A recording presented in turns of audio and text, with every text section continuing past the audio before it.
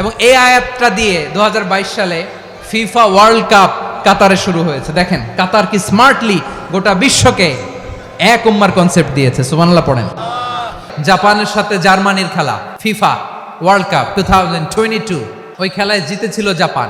Japan football খেলায় জিতে as a part of their celebration তারা খেলার পরে পুরো স্টেডিয়ামের সব ময়লা আবর্জনা ক্লিন করে তারপরে বিদায় নিয়েছে। চকলেটের প্যাকেট, পানির বোতল, চিপসের প্যাকেট। রব্বুল আলামিন বলেন, ইন্না হাযিহি উম্মাতুকুম উম্মাতান ওয়াহিদাতাম ফাআনা রাব্বুকুম ফা'বুদুন।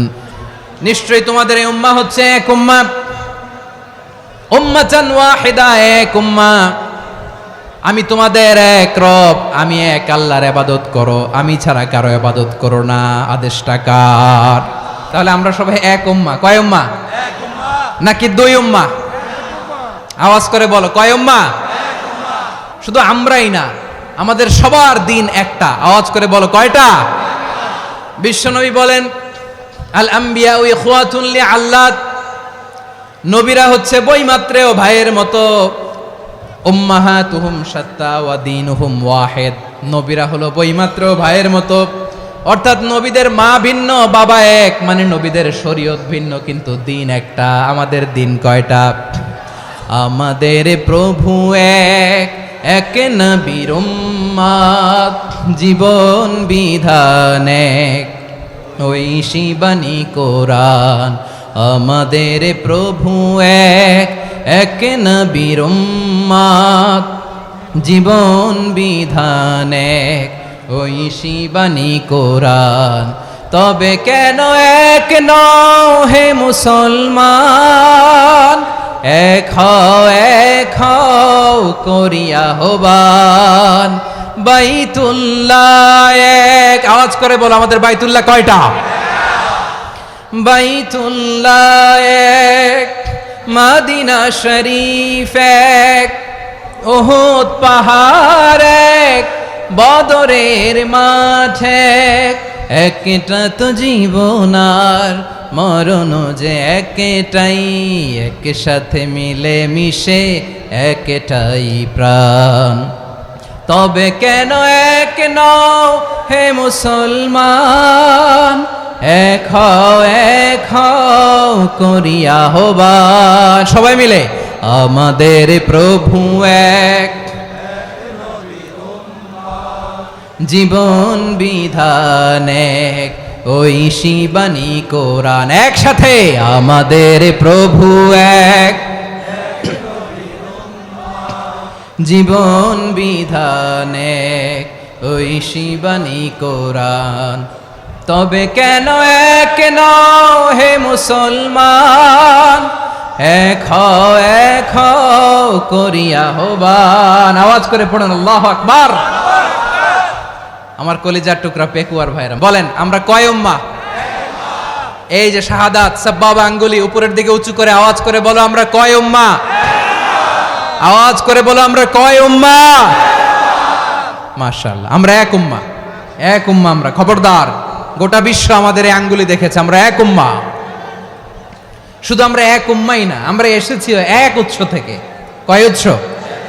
ফ্রম অ্যাডাম এন্ড ইভ, আদম এবং হাওয়া, উনার সন্তান আমরা। তার ছেলে মেয়ে থেকে, তার ছেলে মেয়ে থেকে, তার ছেলে মেয়ে থেকে আমি। তার মানে রাস্তাঘাটে এদিকে সেদিকে যাকেই দেখি সে আমাদের এই বিরাট পরিবারের কেউ না কেউ। চিল্লায় বলেন ঠিক কিনা? এই যে যারা বসে আছে, আমরা কোনো না কোনো ভাবে তো আত্মীয়। কি বলেন? কারণ আদি পিতাকে সবাই বলে না, আদি পিতাকে, আদি মাতাকে হাওয়া আলাইহিস সালাম। তার মানে আমরা উম্মাহ এক, আমাদের উৎস মানে এক অরিজিন থেকে আমরা এসেছি।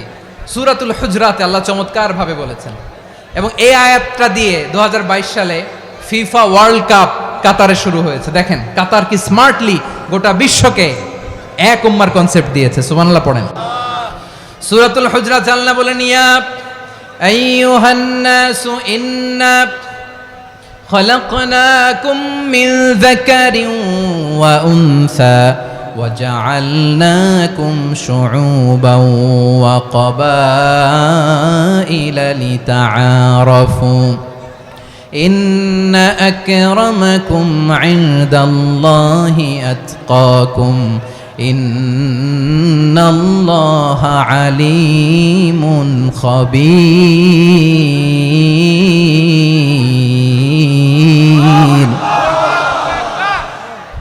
আল্লাহ বলেন, ইয়া আইয়ুহান নাস ইন্না খালাকনাকুম মিন যাকারিন ওয়া উনসা। ও দুনিয়ার মানুষেরা শোনো, তোমাদের সবাইকে সৃষ্টি করেছি এক পুরুষ এক নারী থেকে। আওয়াজ করে বলতে হবে, পুরুষটার নাম কি? এবার আওয়াজ করে বলুন, নারীটার নাম কি? মিন যাকারিন ওয়া উনসা, এক নারী এক পুরুষ থেকে তৈরি করেছি। যাতে যাতে দলে দলে তোমাদেরকে বিভক্ত করেছি, যাতে একে অপরের সাথে পরিচিত হতে পারো। So may you interact each other. বিভিন্ন দেশে বিভিন্ন দলে তোমাদেরকে বিভক্ত করেছে যাতে ইন্টারাকশন হইতে পারে, তাআরুফ হইতে পারে। লিতাআরফু, যাতে তাআরুফ হয়, পারস্পরিক পরিচিতি হয়। তাহলে আমাদের অরিজিন এক। এই আয়াতটা যে কত powerful! This verse addresses the entire human being. অনেক আয়াতে আল্লাহ বলে ইয়া আইয়ুহাল্লাযীনা আমানু, ওহে মুমিনরা। অনেক আয়াতে আল্লাহ বলে ওহে মুসল্লিরা, ওহে মুমিনরা, ওহে বিশ্বাসীরা। কিন্তু এখানে আল্লাহ মুমিন মুসল্লি আস্তিক নাস্তিক ভেদে সবাইকে একসাথে অ্যাড্রেস করেছেন। আল্লাহ বলেছেন ইয়া আইয়ুহান নাস, ওহে মানব সকল। হি addresses the entire human being regardless the colours, the races, the languages, the এথনিসিটিস, and reminded us we all from one origin. চিল্লায় বলেন আল্লাহু আকবার। আল্লাহ বলেন তোমাদের সবাইকে বানিয়েছি এক পিতা আদম, এক মাতা হাওয়া থেকে। দলে দলে গ্রামে গ্রামে ছড়িয়ে দিয়েছি যাতে করে তোমরা পরিচিত হতে পারো। আমি আল্লাহর কাছে তোমাদের কোনো ধরনের আলাদা মর্যাদার কোনো স্ট্যান্ডার্ড নাই, একটা ছাড়া। ইন্না আক্রামাকুম ইনদাল্লাহি আতকাকুম, আমার কাছে তার মর্যাদা সব চাইতে বেশি যার হৃদয়ে তাকওয়া থাকবে বেশি। আল্লাহর কাছে ধনী গরিবের পার্থক্য নাই, লম্বা খাটোতে পার্থক্য নাই, আরব অনারবে পার্থক্য নাই। এই আয়াত নাজিল করে আল্লাহ তাআলা বিভেদের দেয়াল বা প্রাচীরকে ভেঙে গুড়িয়ে দিয়েছেন। সবাই সমান, আমরা সবাই সমান, কোনো পার্থক্য নাই। তাহলে আমরা এক উম্মাহ। আওয়াজ করে বলতে হবে, আমরা কি? আমরা কয় উৎস থেকে এসেছি? এক উৎস। এবার আল্লাহ বললেন শুধু চাই না, বিশ্বনবী আমাদের শিখিয়ে দিলেন শুধু এক উম্মাহ না, শুধু এক উৎস না, তোমরা এক দেহ এক প্রাণ। আল্লাহু আকবার।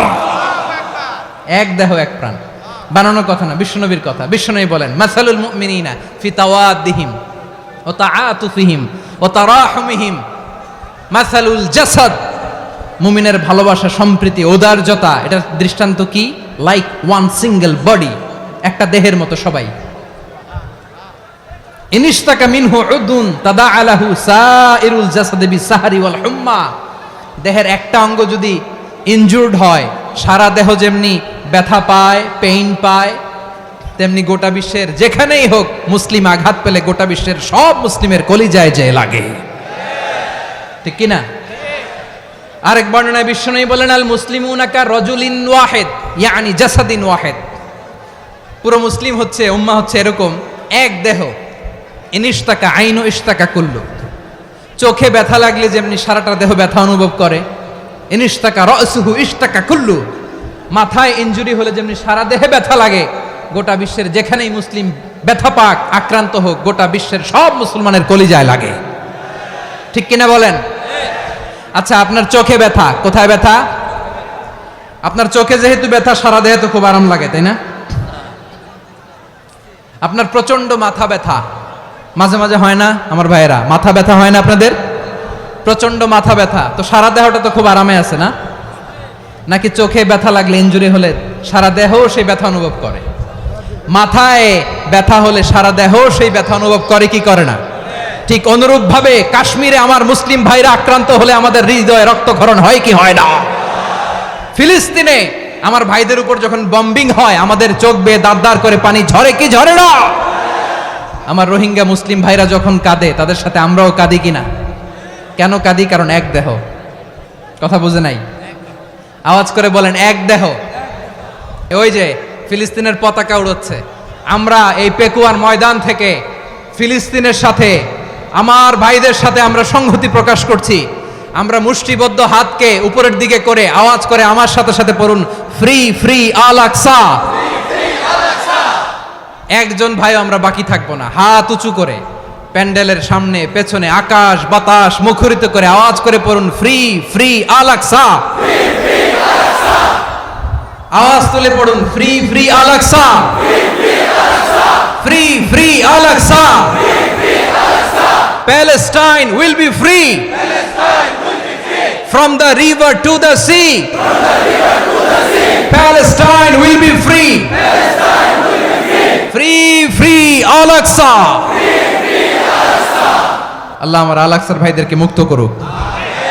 মক্কা মদিনায় যে যেমনি আমরা নামাজ পড়ি, ওই পবিত্র মসজিদের পাশেও যেন আমরা নামাজ পড়তে পারি। আল্লাহ তৌফিক দাও। আওয়াজ তুলে, হৃদয় থেকে আওয়াজ তুলে পড়ুন আমিন। আমরা এক উম্মাহ, এক উৎস থেকে এসেছি, আমরা এক দেহ। আমরা কি? এক দেহ এক প্রাণ। আওয়াজ করে বলুন, এক দেহ এক প্রাণ। তাহলে আমরা এক উম্মাহ, এক উৎস, এক দেহ এক প্রাণ। এবার বিশ্বনবী বলেন, তোমাদের মধ্যে সম্পর্কটা কেমন হবে জানো নাকি? বিশ্বনবী বললেন, সম্পর্কটা কেমন হবে মুমিন ভাইদের মধ্যে? শুনে নাও, আল মুমিনু লিল মুমিনি কাল বুনিয়ান ইয়াশুদ্দু বাদুহু বাদা। মুমিনরা হলো বিশাল একটা দেয়ালের মতো, প্রাচীরের মতো, যাদের সম্পর্ক মজবুত সম্পর্ক, যাদের বন্ধন সুদৃঢ় বন্ধন, ইস্পাত কঠিন দেয়ালের মতো, সীসা ঢালা প্রাচীরের মতো আমাদের সম্পর্ক। পড়েন সুবহানাল্লাহ। হৃদয় ঠান্ডা লাগে না?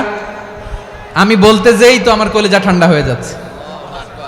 আমরা যে ভাই ভাই, আমাদের সম্পর্কটা কেমন? বিষ্ণু বলেন, তোমাদের সম্পর্ক বড্ড মজবুত সম্পর্ক, তোমাদের বন্ধন বড় সুদৃঢ় বন্ধন, এটা ইস্পাত কঠিন দেয়ালের মতো, সীসা ঢালা প্রাচীরের মতো, সীসা ঢালা প্রাচীরের মতো তোমাদের বন্ধন। একটা দেয়াল প্রাচীর যেমনি একটা part, one part strengthen the other part, তেমনি আমরা এক পার্ট আরেক পার্টকে হেল্প করি, সহযোগিতার হাত বাড়িয়ে দেই। বিশ্বনবী সবশেষ একটা উদাহরণ দিলেন। উদাহরণ কি দিলেন? ওয়াশাব্বাকা বাইনা আসাবিহি। আমার আঙ্গুলগুলো দেখতেছেন?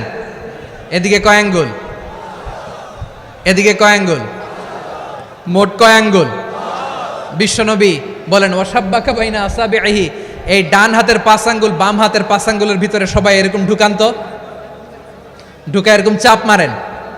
এবার দেখেন মজবুত কিনা। সুবহানাল্লাহ পড়বেন না? বিশ্বনবী বললেন, ডান হাতের 5 আঙ্গুল বা হাতের 5 আঙ্গুলের মধ্যে ঢুকিয়ে দিলে যেমন শক্ত আর মজবুত, মুমিন ভাইদের মধ্যে সম্পর্ক এমন মজবুত। পড়েন সুবহানাল্লাহ। এরকম 5 আঙ্গুল ঢুকিয়ে এরকম শক্ত করেন, এরকম মজবুত। আল মুমিনু লিল মুমিনি কাল বুনিয়ান ইয়াশুদ্দু বাদুহু বাদা ওয়া শাব্বাকা বাইনা আসাবিহি। তাহলে আমরা এক উম্মাহ, আমরা এক উৎস থেকে এসেছি, আমরা এক দেহ এক প্রাণ, আমাদের সম্পর্ক বড় মজবুত। এবার আল্লাহরে বললাম, আল্লাহ আমাদের সম্পর্কটার একটা নাম দিয়া দেন। আমাদের এই চমৎকার সম্পর্কের একটা নাম থাকার দরকার আছে না নাই? রব্বুল আলামিন আমাদের সম্পর্কের একটা চমৎকার নাম দিলেন। নামটা হচ্ছে ভাই ভাই সম্পর্ক। কি সম্পর্ক? ফিল করে না, এই জন্য মুখ দিয়ে বেরোয় না। ভাই ভাই, আমরা একে অপরের কি? তো ভাইয়ের যে তুমি ঢিল মারলা একটু আগে, যে ঢিল মারলা, পানি মারলা, আল্লাহ আমাদেরকে তুমি মাফ করো। আমরা ভাই ভাই, কিন্তু তাবলীগের দাওয়াতের কাজ করতে যে এক ভাইয়ের হাতে আরেক ভাই খুন হয়, এমন নজির এই দেশে আছে না নাই? কি করে পারলে তুমি? হ্যাঁ, দিনের প্রচার করতে যে তোমার ভাইয়ের রক্তে তুমি হাত রাঙ্গালে কি করে? আমাদের সম্পর্কের নাম দিয়েছে আল্লাহ তাআলা ভাই ভাই। আমরা বললাম, আল্লাহ আমরা এক উৎসব, এক উম্মাহ, এক দেহ এক প্রাণ, আমাদের সম্পর্কের একটা নাম দিয়ে দেন। রব্বুল আলামিন বললেন, ইন্নামাল মুমিনুনা ইখওয়াতুম ফাসলিহু বাইনা আখাওয়াইকুম ওয়াত্তাকুল্লাহ লাআল্লাকুম তুরহামুন। নিশ্চয়ই মুমিনরা হলো ভাই ভাই, নিশ্চয়ই তোমরা মুমিনরা ভাই ভাই, তোমাদের সম্পর্কের নাম তোমরা পরস্পর ভাই ভাই। এই ভাই ভাইয়ের মধ্যে যদি বিরোধ লাগে তাহলে আপোষ মীমাংসা করে দাও, শান্তি সমঝোতা করে দাও। আল্লাহকে ভয় করো, রহমত নাজিল করবে কে? ভাই ভাইয়ের মধ্যে যদি বিরোধ হয় কি করবেন? আরো লাগাই দিবেন নাকি? মাশাআল্লাহ, মিটাই দিব। তোমরা ভাই ভাই ভাই ভাই বিরোধ হলে আপোষ মীমাংসা করে দাও, শান্তি সমঝোতা করো, মজা নিও না। পেকুয়াতে আপনার বাড়ির পাশে আপন দুই ভাই মারামারি লাগছে, আপনি দেখলে কি করেন? অনেকে মজা নেয়, অনেকে কি করে? মজা নেয়, আরেকটু লাগুক। আবার বলে হাত থাকতে মুখে কি বলে? কপাল পোড়া, কপাল পোড়া, আফসোস তাদের জন্য, কপাল পোড়া। ভাই ভাই ঝগড়া লাগলে বলবেন যে হাত থাকতে মুখে কি, নাকি? কলিজা কাঁপে না আপনার? আপনি যে মজা নেন। আমরা ভাই ভাই, মজা নেওয়া যাবে না, মিলিয়ে দিতে হবে। মুমিনদের আল্লাহ একটা সম্পর্ক জুড়ে দিলেন, সম্পর্কের নাম ভাই ভাই। আমরা সবাই কি? আওয়াজ করে বলেন, আমরা সবাই কি? আল উখুয়া, ব্রাদারহুড। সুবহানাল্লাহ, কত চমৎকার ইসলাম আমাদেরকে শিখিয়েছে। ভ্রাতৃত্ব তিন ধরনের। পেকুয়ার ভাইয়ের আওয়াজ করে বলেন, কয় ধরনের? একটা হচ্ছে আল উখুয়া আল ইনসানিয়া, হিউম্যান ব্রাদারহুড, মানবিক দিক থেকে ভাই, যারাই মানুষ তারাই আমার ভাই। পেকুয়ায় হিন্দু পাড়া আছে নাকি? বড়ুয়া পাড়া আছে নাকি? এরাও কিন্তু আমাদের ভাই। এরা কি? কথা কয় না, এরা কি? কোন দিক থেকে? মানবিক দিক থেকে, কারণ তারাও মানুষ, আমরাও এদিক থেকে ভাই। এটাকে বলে হিউম্যান ব্রাদারহুড, আল উখুয়া আল ইনসানিয়া। ভ্রাতৃত্বের আরেকটা রূপ হচ্ছে আল উখুয়া আন নাসাবিয়া, রক্তের সম্পর্কের ভাই, আমার আপন ভাই। তিন নম্বর প্রকার হচ্ছে আল উখুয়া আদ-দীনিয়া, দিনী ভাই। এটা নিয়ে কথা বলতেছি আমি। দিনী ভাই, এই যে পেকুয়া, আজকে লক্ষ মানুষের জনসমুদ্র, আমরা একে অপরের কি ভাই? দিনী ভাই। আওয়াজ করে বলেন তো, কি ভাই? এই দিনী ভাই, মানবিক ভাই, রক্তের সম্পর্কের ভাইকেও ছাড়িয়ে যায়। এটা ফিল করতে হবে। পেকুয়ার জেনজি, এ আমার দিনী ভ্রাতৃত্ববোধ। ফিলিস্তিনে বোমা ফুটলে যে আমি তাহাজ্জুদের জায়নামাজে কাঁদি, কাশ্মীরের ভাইরা আক্রান্ত হলে যে আমার বুক ফেটে কান্না আসে, কারণ আমরা দিনী ভাই। আমরা কি ভাই? দিনী ভাই। সম্পর্কের দিক থেকে এটা সবচেয়ে মজবুত, এটা আমাদেরকে ফিল করতে হবে। সম্পর্কের দিক থেকে এটা কি? সবচেয়ে মজবুত, দিনী ভাই। বদরের প্রান্তর, এদিকে কোরাইশরা, এদিকে মুসলিমেরা।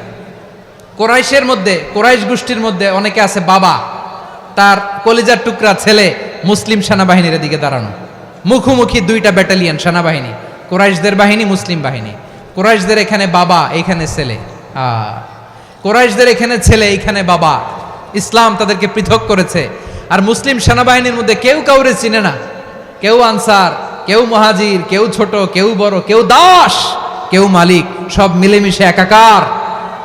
কিসে তাদেরকে আবদ্ধ করলো? এই দ্বীনি ভ্রাতৃত্ব। চিল্লায় বলো ঠিক কিনা? এজন্য আল্লাহ বলেন, ইন্নামাল মুমিনুনা ইখওয়াতুন ফাসলিহু বাইনা আখাওয়াইকুম ওয়াত্তাকুল্লাহা লাআল্লাকুম তুরহামুন। খবরদার শুনে রেখো, তোমরা মুমিনরা হলো ভাই ভাই। পেকুয়ার ভাইরা আওয়াজ করে বলো, আমরা কি? আরো জোরে বলো, আমাদের সম্পর্ক কি? ভাই ভাই সম্পর্ক। ফাসলিহু বাইনা আখাওয়াইকুম, যদি ভাইয়ে ভাইয়ে বিরোধ হয় মজা নিও না, হাত থাকতে মুখে কি এমন মন্তব্য করো না, আরো লাগিয়ে দিতে যেও না, মিলিয়ে দাও, শান্তি সমঝোতা করে দাও, কারণ তোমরা সবাই হলে দিনী ভাই। আমরা কি? দিনী ভাই। মিলিয়ে দিবেন। আমার পেকুয়ার ভাইয়েরা, দুইজন ঝগড়া লাগলে মিলিয়ে দিলে যে কত সওয়াব, এটা আমরা অনেকে জানি না। দুইজন ঝগড়া লাগছে, আচ্ছা আপনাদের কোথাও এলাকায় আগুন লাগলে আপনারা কি ঢালেন? পানি। অনেকে ওই জায়গায় তেল ঢালে, এরকম ডাকাইতে আছে না নাই? আগুন নিভানোর জন্য ঢালতে হবে কি? একদল এখানে কি ঢালে? আল্লাহ তাআলা এরকম মাইন্ডসেটের, মানসিকতার হওয়া থেকে আমাদেরকে তুমি বাঁচাও। ঝগড়া লাগলে মিলিয়ে দিবেন। কি করবেন? তিন জায়গায় প্রয়োজনে মিথ্যা বলা যায়। কয় জায়গায় মিথ্যা বলতে? তাওরিয়া, মানে কথা একটু ঘুরিয়ে বলবেন। এক নাম্বার, আপনার ওয়াইফকে খুশি করার জন্য, সে একটু এরকম না বলে একটু কৌশল করে বললে খুশি হবে, ওটা বলা যায়। দুই নাম্বার, জীবন মরণের ব্যাপার, জান বাঁচানোর জন্য একটু কৌশল করে ঘুরিয়ে বললেন, এটা জায়েজ। তিন নাম্বার, দুইজন ঝগড়া লাগছে, তাদেরকে মিলিয়ে দেওয়ার জন্য কৌশল করে একটু মিথ্যা বলা, ঘুরিয়ে বলা যায়। দুইজনের মধ্যে দেখলেন যে সম্পর্ক খারাপ, তো একজনরে বললেন, ভাই সে তো ওই দিন আপনার ব্যাপারে অনেক প্রশংসা।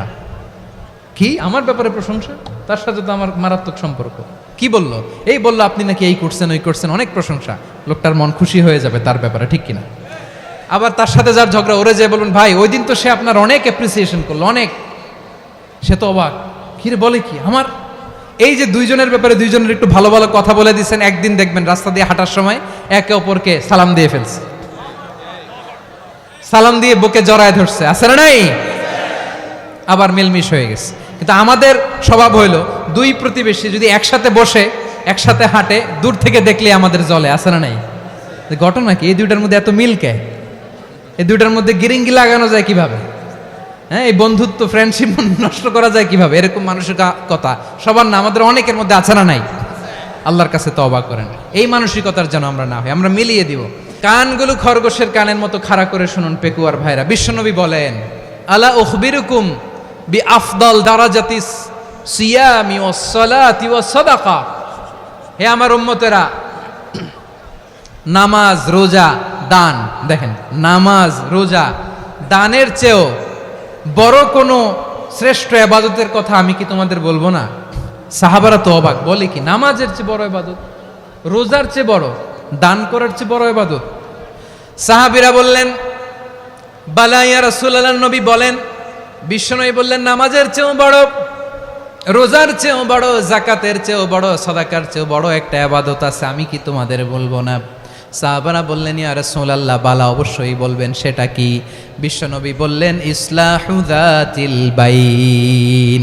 দুইজন যখন ঝগড়া লেগেছে, তোমার দুই ভাই যখন ঝগড়া লেগেছে, এই দুইজনের মধ্যে বিরোধ মিটিয়ে মীমাংসা করে দেয়া হচ্ছে সবচাইতে সেরা কাজ। দুইজন ঝগড়া লাগছে, ইসলাহু যাতিল বাইন, দুইজনের মধ্যে মিলিয়ে দেয়া, এটা নামাজ, রোজা, সাদাকার চেয়ে বেশি সওয়াব। সুবহানাল্লাহ, এত আস্তে? হ্যাঁ, ওয়াত্তাকুল্লাহ ওয়া আসলিহু যাতা বাইনিকুম, সূরা আনফাল। আল্লাহ বলেন, আল্লাহরে ভয় করো, ঝগড়া লাগলে মজা নিও না, ওয়াত্তাকুল্লাহ, আল্লাহরে ভয় করো, ফাসলিহু যাতা বাইনিকুম, মিলিয়ে দিও। তাহলে আমরা মিলায়ে দিব, রাজি আছেন তো? তাহলে আমরা এক উম্মাহ, এক উৎস থেকে এসেছি, এক দেহ এক প্রাণ, আমাদের সম্পর্ক বড় মজবুত, সীসাঢালা প্রাচীরের মতো, কেউ টলাতে পারে না, কেউ ভাঙতে পারে না, ঠিক কিনা? আবার আমাদের সম্পর্ক হলো ভাই ভাই, আমরা ঐক্যবদ্ধ থাকার জন্য দুনিয়ায় এসেছি। কেমন করে ঐক্যবদ্ধ থাকতে হয় দুনিয়াবাসীরে শেখানোর জন্য এসেছি। আল্লাহ বলেন, ও নবী, শুধু মুসলমানের মধ্যেই ঐক্য গড়লে হবে না, প্রয়োজনে ইহুদি নাসারাদের সাথে ঐক্য গড়ে তোলো। কথা শুনতেছেন? প্রয়োজনে আহলে কিতাবদের সাথে ঐক্যবদ্ধ হওয়ার আদেশ দিয়েছে কে? সবাই বলতে হবে, আওয়াজ করে বলেন। আহলে কিতাব, ইহুদি নাসারাদের সাথেও প্রয়োজনে ঐক্যবদ্ধ হওয়ার ঘোষণা দিয়েছে কে? বিশ্বনবী মক্কা থেকে মদিনায় হিজরত করতে গেছেন, ওখানে ইহুদিদের সাথেও কোয়ালিশন করেছেন। সুবহানাল্লাহ পড়বেন না? বনু কাইনুকা, বনু নাদির, বনু কুরাইজা, এই তিনটা দলের সাথে বিশ্বনবী কোয়ালিশন করেছেন একসাথে। কিন্তু তাদের বিশ্বাসঘাতকতার কারণেই তারা বহিষ্কৃত হয়েছে মদিনা থেকে। বিশ্বনবীর এখানে কোনো দোষ নাই, বিশ্বনবী ঐক্যবদ্ধ হতে চেয়েছেন। আল্লাহ তাআলা নবীরে বললেন, নবী তুমি তাদেরকে বলো, ও আহলে কিতাবের ভাইয়েরা, ইহুদি নাসারারা, এসো এসো এসো, আমরা এমন একটা বিশ্বাসের প্রশ্নে একত্রিত হই, যে বিশ্বাস তোমাদের নবীরাও প্রচার করেছে, যে বিশ্বাস আমিও প্রচার করি, যে বিশ্বাসের কথা তোমাদের পবিত্র ধর্মগ্রন্থগুলোতে রয়েছে, আবার যে বিশ্বাসের কথা আমার কোরআনের মধ্যেও রয়েছে, আসলে ওই কথায় আমরা একত্রিত হই। সুবহানাল্লাহ। তাহলে ভিন্ন ধর্মী তাদের সাথে যখন আমরা ঐক্য করব, কিসের উপর ঐক্য? একটা কমন ফেইথ, একটা মৌলিক বিশ্বাসের উপর ঐক্য। আল্লাহ তাআলা বলছেন, কুল ইয়া আহলাল কিতাবি তাআলাউ ইলা কালিমাতিন সাওয়াইম বাইনানা ওয়া বাইনাকুম আল্লা না'বুদা ইল্লাল্লাহ ওয়া লা নুশরিকা বিহি শাইআ ولا يتخذ بعضنا بعضا أربابا من دون الله فإن تولوا فقولوا اشهدوا بأننا مسلمون. পড়েন আল্লাহু আকবার। রব্বুল আলামিন বিশ্বনবীর ডেকে বললেন, নবী তোমার প্রতিবেশী ইহুদিদেরকে ডেকে বলো, তাআলাউ ইলা কালিমাতিন সাওয়াইম বাইনানা ওয়া বাইনাকুম, ও ইহুদিরা আসো এক টেবিলে বসি, আসো এমন একটা কথার উপরে আমরা সবাই একমত হয়ে যাই, যেই কথা তোমরাও মানো আমরাও মানি, সেটা হচ্ছে আল্লাহ ছাড়া আমরা কারো ইবাদত করব না, আমরা সবাই মিলে ইবাদত করি একজনের, তিনি কে? আল্লাহ ছাড়া কারো ইবাদত চলবে না, আল্লাহর সাথে আমরা শরীক করব না, আল্লাহ ছাড়া নিজেরা নিজেদেরকে রব হিসেবে মানব না। এই তিনটা বিষয়ে যদি একমত হও, চলো আমরা একসাথে বসি, আমরা ঐক্যবদ্ধ হই, পড়েন সুবহানাল্লাহ। তাহলে দেখেন, ঐক্য কি শুধু মুসলমানদের মধ্যে না, প্রয়োজনে অন্য ধর্মের সাথেও ঐক্যবদ্ধ হতে হয়। যদি পরিস্থিতি কখনো এমনও হয় শিরকের আড্ডাখানা, আপনি ঐক্য প্রতিষ্ঠার জন্য, ঐক্য রক্ষার জন্য তাও শুধু তাওহীদের দাওয়াত দিবেন, ওইখানে আক্রমণ করবেন না, এটা কোরআনের নীতি। কথা বুঝতে পেরেছেন? সামনে শিরকের কি কথা কয় না, শিরকের কি আড্ডাখানা, আখড়া। কিন্তু ঐক্য বজায় রাখার জন্য, গৃহযুদ্ধ এড়ানোর জন্য আপনি শুধু এটা যে শিরক, এটা হারাম, এটা থেকে তোমরা বেঁচে থাকো, শুধু দাওয়াত দিবেন, আপনি আক্রমণ করবেন না, এটা কোরআনের বিধান। সুবহানাল্লাহ কইবেন না? মূসা আলাইহিস সালাম আল্লাহর সাথে সরাসরি কথা বলতেন, ওয়া কাল্লামাল্লাহু মূসা তাকলিমা। সুবহানাল্লাহ পড়েন, আওয়াজ তুলে সবাই বলেন সুবহানাল্লাহ। এখন বনি ইসরাইল হচ্ছে পৃথিবীর সবচেয়ে গোয়ার জাতি।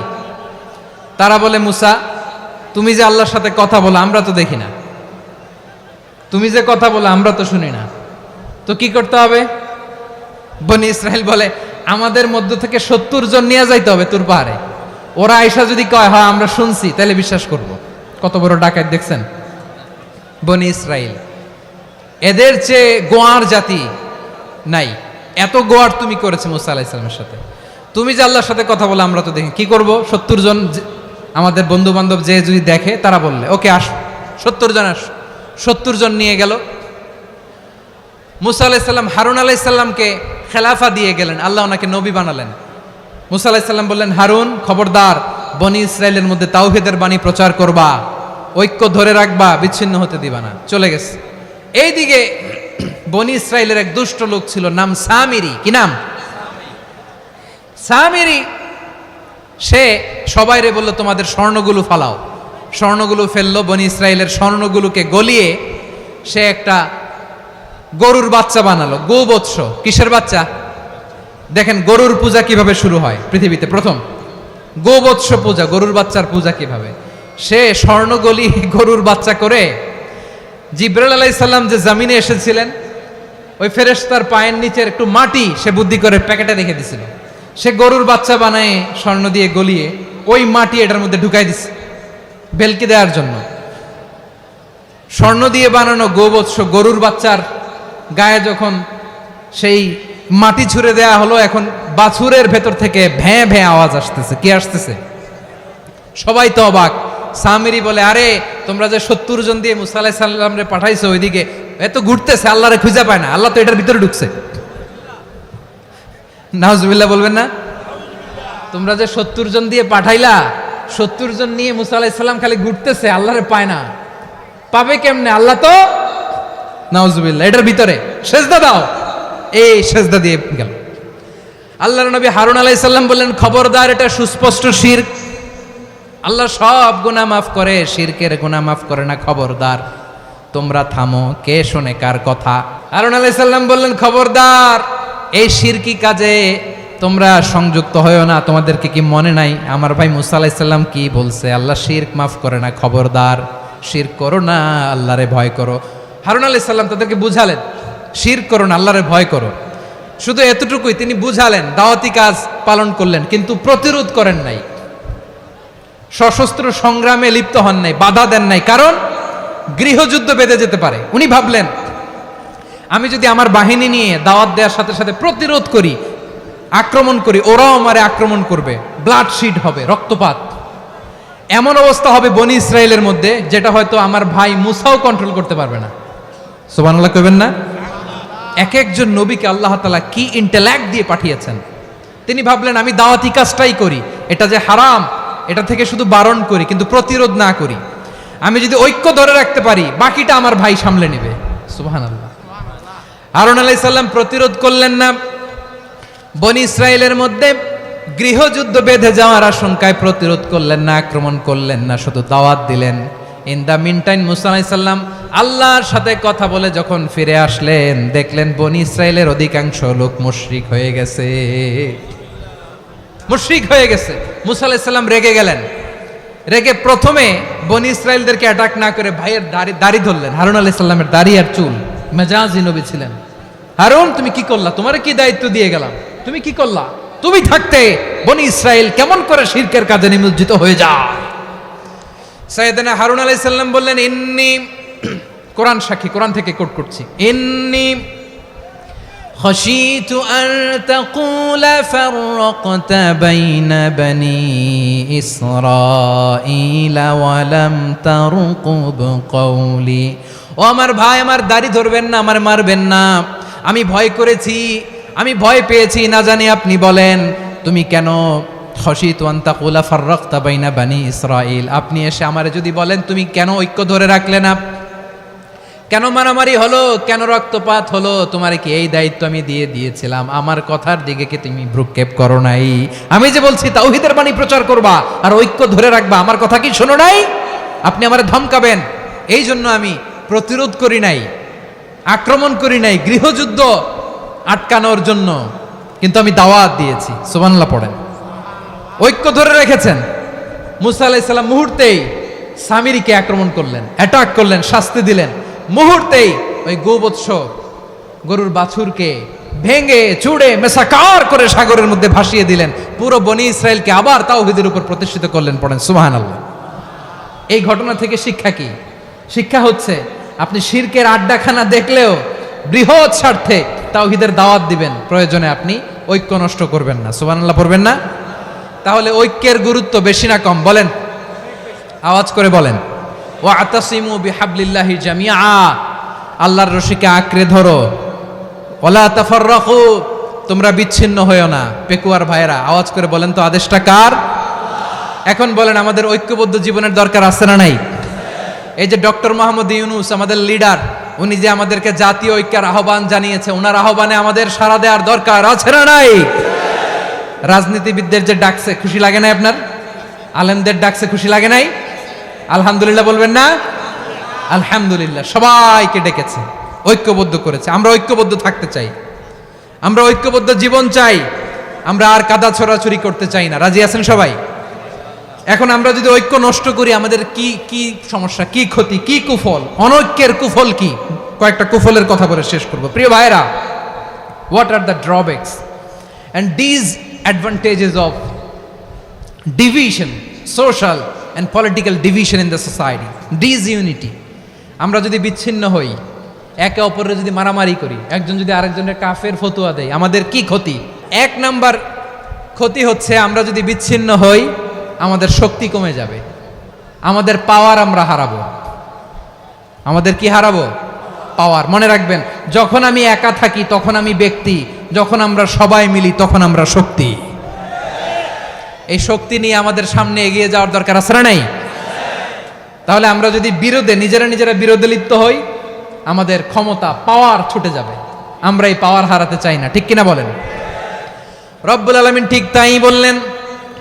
রব্বুল আলামিন বললেন, খবরদার, ওয়াতিউল্লাহ ওয়া রাসূলাহু ওয়া লা তানাযাউ ফাতাফশালু ওয়া তাযহাবা রিহুকুম ওয়াসবিরু ইন্নাল্লাহা মা'আস সাবিরিন।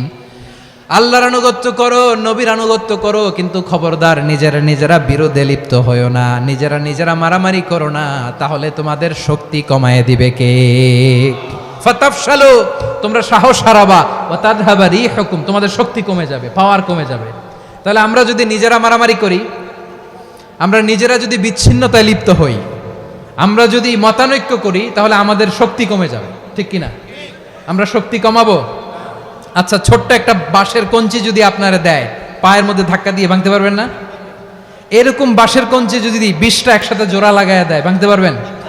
কথা বোঝে নাই মনে হয়। চিকন একটা বাঁশের কঞ্চি দিলে ভাঙা যাবে না? এরকম চিকনই 20টা বাঁশের কঞ্চি একসাথে লাগাই দিলে ভাঙতে পারবেন? কারণ যখন আমি একা থাকি তখন আমি ব্যক্তি, যখন আমরা সবাই মিলি তখন আমরা শক্তি। আমরা যেন শক্তি না হারাই। আমরা বিরোধে লিপ্ত হলে আমাদের শক্তি কমে যাবে। এই হচ্ছে 1 নম্বর ডিসঅ্যাডভান্টেজ। 2 নম্বর ডিসঅ্যাডভান্টেজ হচ্ছে আমরা নিজেরা বিরোধে লিপ্ত হলে অন্যরা আমাদের মাথায় কাঁঠাল ভেঙে খাইতে সুবিধা হয়। কথা বোঝেন নাই?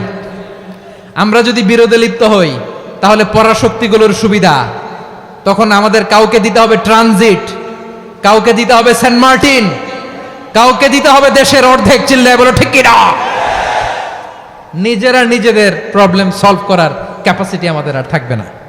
আমরা যদি বিরোধে জড়াই, আমার কলিজার টুকরা পেকুয়ার ভাইরা, আমরা বিরোধ করব না, আমরা বিচ্ছিন্ন হব না। নিজেরা বিরোধে জড়ালে পরাশক্তিগুলো আমাদের মাথায় কাঁঠাল ভেঙে খায়। তখন ভারতের পিছনে দৌড়াতে, আমেরিকার পিছনে দৌড়াতে আমাদের জুতার তলা ক্ষয় হইয়া যাইবে। নিজেদের প্রবলেম সলভ করা যাবে না। আমরা যদি অন্যের পিছনে না দৌড়াতাম আর এই বিরোধকে থামাতে পারতাম, বাংলাদেশ আজকে যেখানে আছে তার কমপক্ষে 50 গুণ সামনে থাকতো। চিল্লায় বলেন ঠিক কিনা?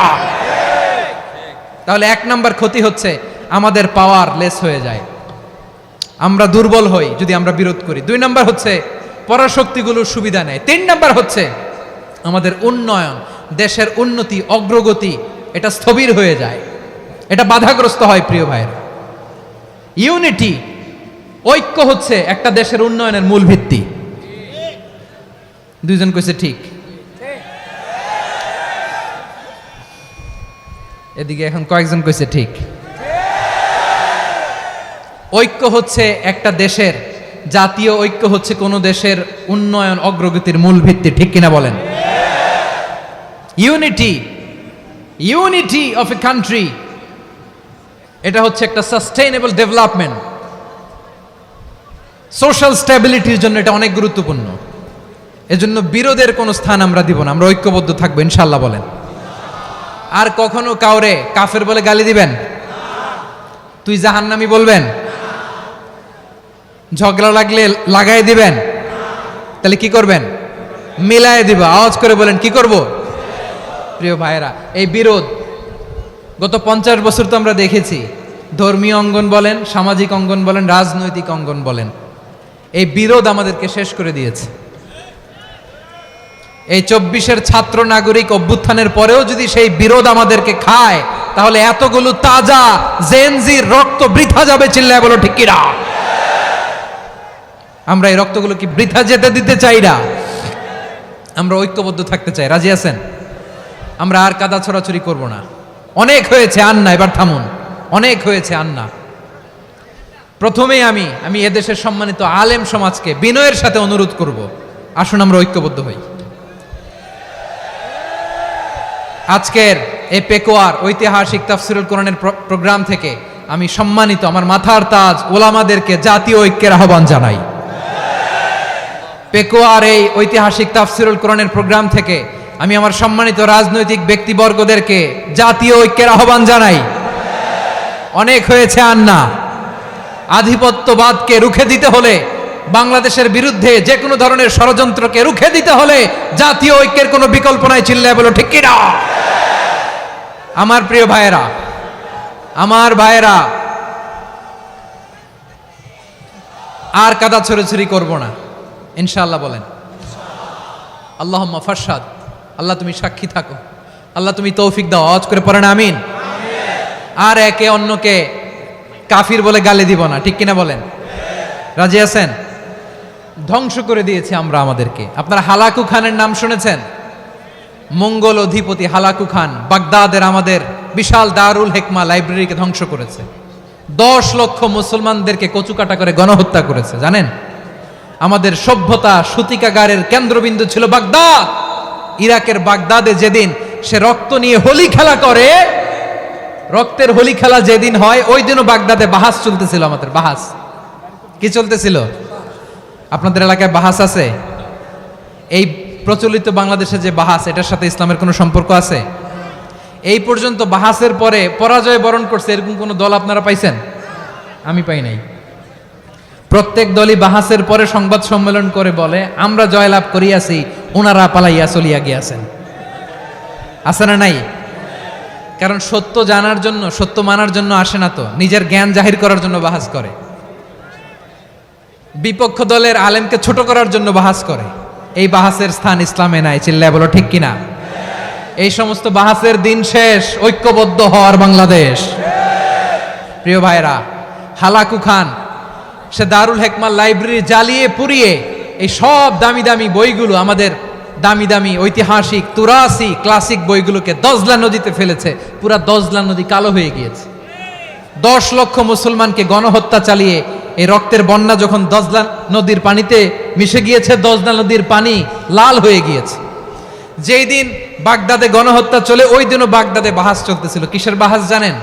মেসওয়াক, ডান মারি থেকে করা সুন্নাহ, এটা আমরা জানি। এখন কি উপরের মারি না নিচের মারি? বাহাসের বিষয়। এই বাহাস করবেন আপনারা? বিশ্ব যখন এগিয়ে চলেছে, আমরা তখন বসে বিবি তালাকের ফতুয়া খুঁজেছি কোরআন হাদিস চষে। তালাক ইসলামের অনেক গুরুত্বপূর্ণ অনুষঙ্গ। তালাক কোরআনের একটা সূরা।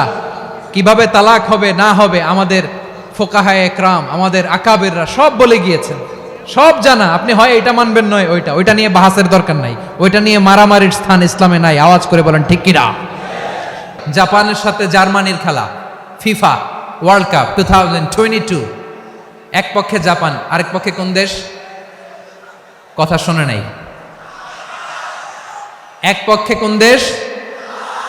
আরেক পক্ষে সবাই। এক পক্ষে আরেক পক্ষে। ওই খেলায় জিতেছিল জাপান, জিতেছিল 22 সালের এই ফিফা ওয়ার্ল্ড কাপে। জাপান ফুটবল খেলায় জিতে as a part of their celebration তারা খেলার পরে পুরো স্টেডিয়ামটারে ক্লিন করে। The fan base of Japan, lakh lakh মানুষ খেলা দেখতে যায়, তো এত ডাস্টবিনও তো নাই। তো যারা ডাস্টবিনে জায়গা পায় নাই, তারা এই যে চকলেটের প্যাকেট, পানির বোতল, চিপসের প্যাকেট তারা এদিকে সেদিকে রেখে দিয়েছে। জাপানের ভক্তরা, জাপানের ফলোয়াররা as a part of their celebration তারা খেলার পরে পুরো স্টেডিয়ামের সব ময়লা আবর্জনা ক্লিন করে তারপরে বিদায় নিয়েছে। তাদেরকে কি ক্লিন করার দায়িত্ব দেয়া হয়েছিল? এই যশোর, জাপানের যে ছেলেরা খেলা দেখতে গেছিল ওদেরকে কি ক্লিন করার দায়িত্ব দিছিল? তারা কি স্টেডিয়ামের পরিচ্ছন্নতা কর্মী? তাদের আকল, তাদের সিক্স সেন্স তাদেরকে বলেছে। ছোটবেলা থেকে জাপান গভর্নমেন্ট ওদেরকে এত পরিচ্ছন্নতা শেখায়, ক্লিনলিনেস অ্যাওয়ারনেস ক্যাম্পেইন করায়। ক্লাসে আমি দেখেছি, ক্লাসে নিজের বেঞ্চ নিজে মুছে, ক্লাসের মাঝখানে একটা সময় দেয়, নিজের টেবিল নিজে মুছে, নিজের ক্লাসরুমটা নিজে পরিষ্কার করে। রাস্তাঘাটে একটা ধুলা নাই, ময়লা নাই, একটা টিস্যু নাই। খেলার পরে গোটা বিশ্বকে তাক লাগিয়ে দিয়েছে। জাপানের ফ্যানরা সবার রেখে যাওয়া গার্বেজ, টিস্যু, বোতল পরিষ্কার করে তারপরে স্টেডিয়াম থেকে বিদায় নিয়েছে। আমরা কেন এমন হইতে পারলাম না? ইসলামিক লাইফ, জীবন গড়ুন কোরআন সুন্নাহর আলোকে।